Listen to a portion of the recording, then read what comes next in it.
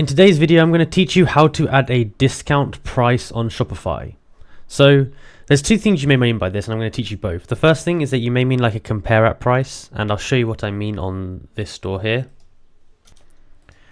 So where it has this little cross through here, and it has that might be what you mean by the discount price. So the way that you would do that is you would go to your store, go to products, find the product it is. So let's say this here.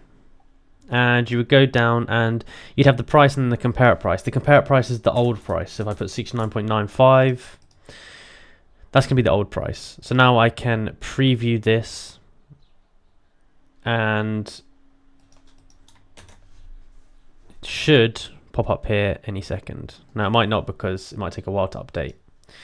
But that's how you would do it with that. Now another option that you will also have is to actually add a discount code to your store, so that would allow you to discount it at checkout as well. So the way you could do that is go to discounts, create discount. You can create any of these, put the code in, hello 1 or hello 20, anyway 20% off.